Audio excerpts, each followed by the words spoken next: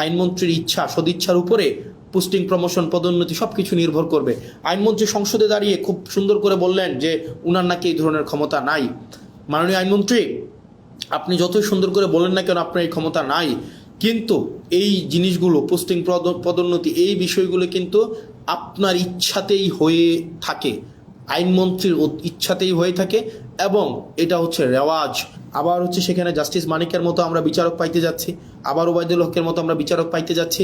Supreme কোর্টের সচিবালয় অধ্যাদেশটাকে আপনি বাতিল করে দিলেন, এটাকে আপনি আবার নিয়ে আসলেন আইন মন্ত্রণালয়ের অধীনে। আপনি বলছেন যে বিচার বিভাগকে আপনি পৃথকীকরণ করবেন, বিচার বিভাগকে আপনি স্বাধীন করবেন, কিন্তু সেটাকে আবার আইন মন্ত্রণালয়ের অধীনে আপনি রাখলেন।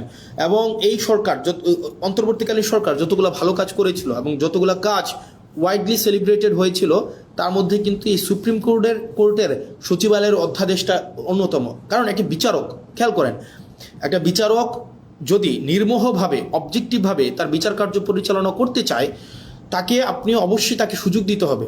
এখন একটা বিচারকের পোস্টিং প্রমোশন পদোন্নতি সবগুলো যদি আপনার আইন মন্ত্রণালয়ের উপরে নির্ভর করে, রাজনৈতিক সদিচ্ছার উপরে নির্ভর করে, তখন দেখা যাবে কোনো রাজনৈতিক কোনো বিবাদে যখন বিচারক কোনো একটা রায় দিবেন, সেই রায় যদি সরকারের পছন্দ না হয়, আপনি তাকে সোজা খাগড়াছড়ি পোস্টিং করে দিলেন, বান্দরবনে পোস্টিং করে দিলেন, এবং তাকে আপনি আলাদা বাজেট দিচ্ছেন না তার হচ্ছে বিচার কার্যের যে সচিবালয় হচ্ছে পরিচালনা করার জন্য।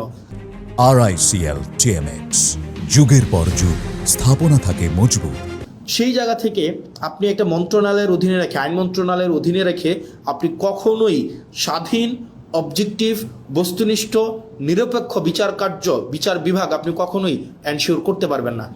সেই জন্য অন্তর্বর্তীকালীন সরকার এই বিচার বিভাগকে পৃথকীকরণ করেছিল, বিচার বিভাগকে এম্পাওয়ার করেছিল, এবং বিচার বিভাগ যেন সে তার নিজস্ব সচিবালয়ের মধ্য দিয়ে তার কার্যক্রম পরিচালনা করতে পারে সেটার ব্যবস্থা নিয়েছিল। কিন্তু বিএনপি এসে কী করলো, সেটাকেও বাতিল করে দিল।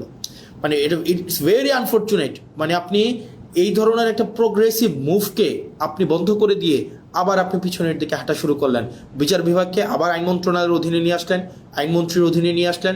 আইনমন্ত্রীর ইচ্ছা সদিচ্ছার উপরে পোস্টিং প্রমোশন পদোন্নতি সব কিছু নির্ভর করবে। আইনমন্ত্রী সংসদে দাঁড়িয়ে খুব সুন্দর করে বললেন যে উনার নাকি এই ধরনের ক্ষমতা নাই।